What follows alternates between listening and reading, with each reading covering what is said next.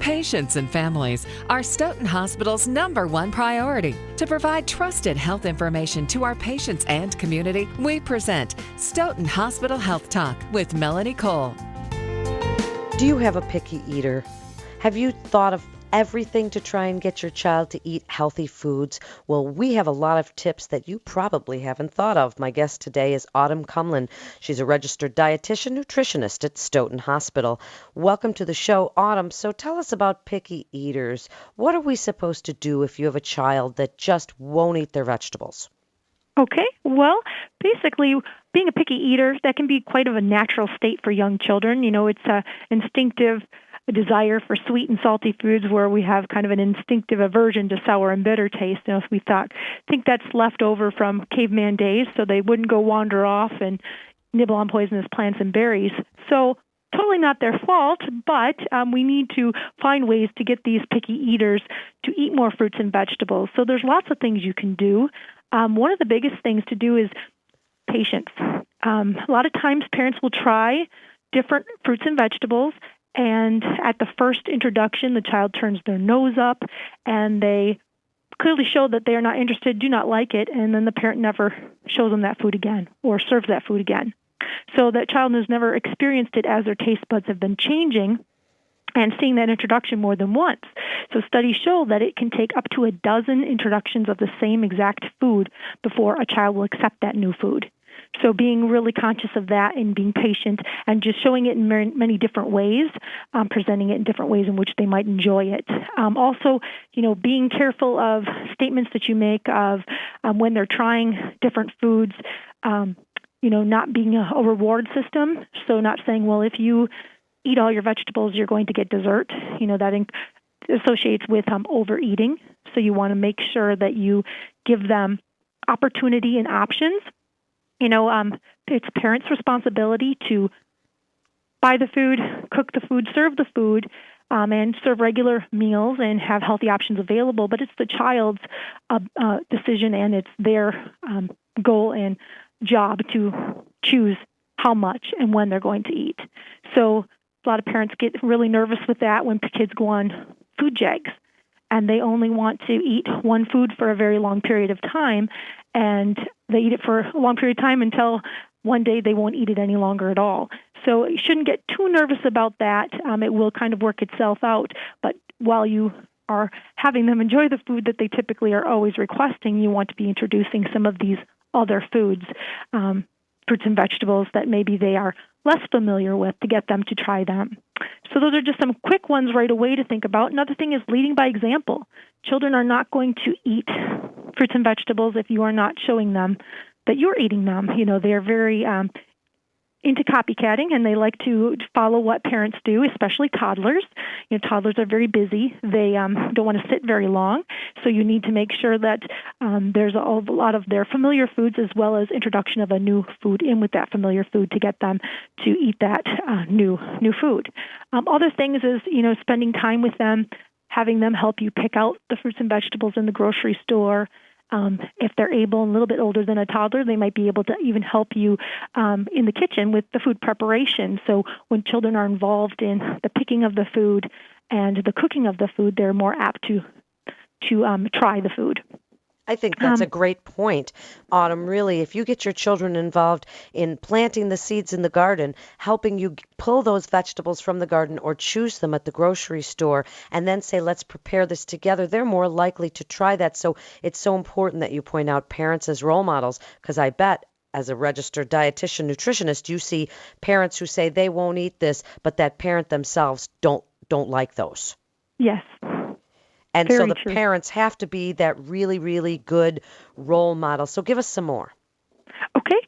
So other things are, you know, a lot of times we do have these picky eaters, and we need to think about making them more adventuresome. So even trying new restaurants and different restaurants that can turn your picky eater into more of a foodie, and getting them to experience other than just your traditional Mexican and Italian cuisine, but trying other foods out there that they maybe have never experienced.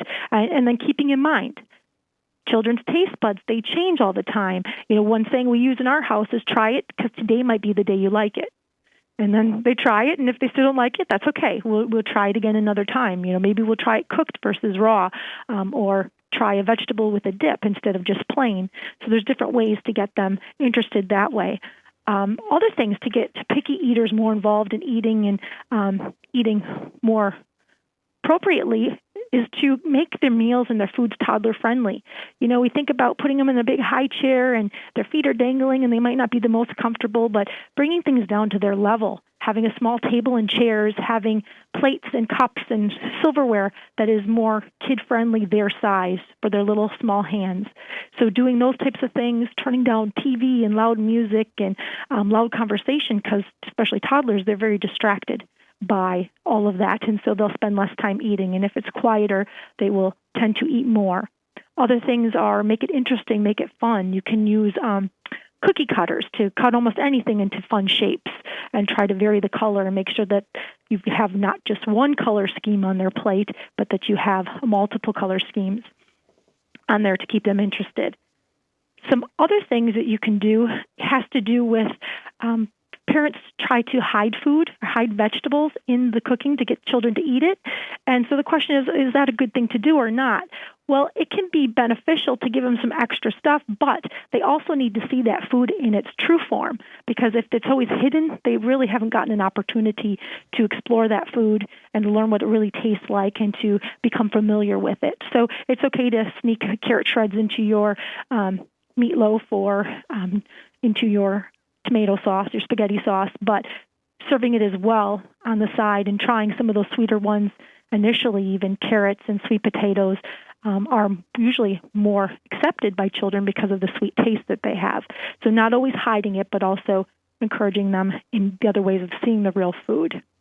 Autumn, what do you say to parents who say, well, I make a separate meal because they just won't eat the lasagna that I make, or they only like their noodles plain, no butter, no olive oil on them, so I just make them a separate meal that I make everybody else. What do you tell those parents?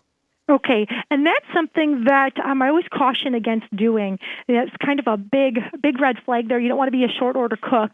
If children are hungry enough, they will eat, and I think a lot of parents freak out before they should in terms of thinking that, if I don't feed them what they really want, then they're going to go hungry. Well, they won't, and eventually they will give in and realize that there are other foods that they like, but it's presenting, again, maybe an option that they do really enjoy, like a vegetable or a fruit that they do enjoy, along with something that's new. So there's a familiar food with that new food, but not setting yourself up for having expectation that they're always going to want you to prepare a second meal for them. So if they're hungry enough, they will eat.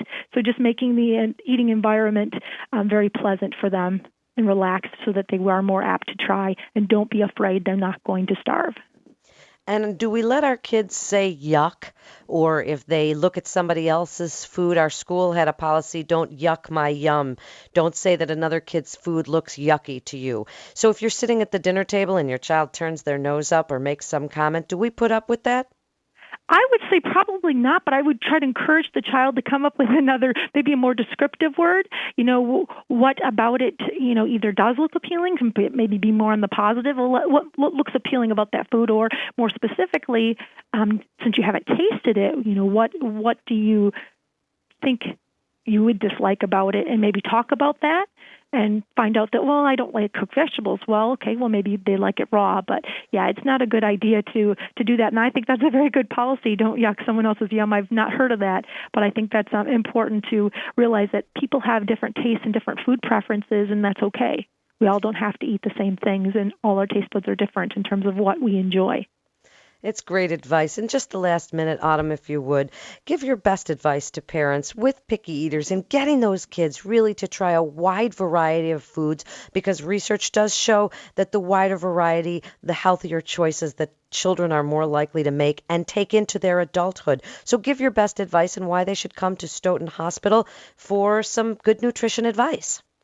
Well, I think it's very important to get the colors. Think about the rainbow when you are planning your meals or your kids' meals, not staying with one color, making it very drab, but very colorful. We know no two fruits and vegetables have the same nutrients, so we need to get variety out there, whether it be fresh and frozen or cooked or raw, however you're going to choose to eat it, but getting it variety all the time. Studies do show that kids do pretty well. They may not look on a day-to-day basis like they do, but over a week's time, usually their intake is pretty good, especially some of our toddlers. But it's trying to encourage them to get that variety. Think about the plate model.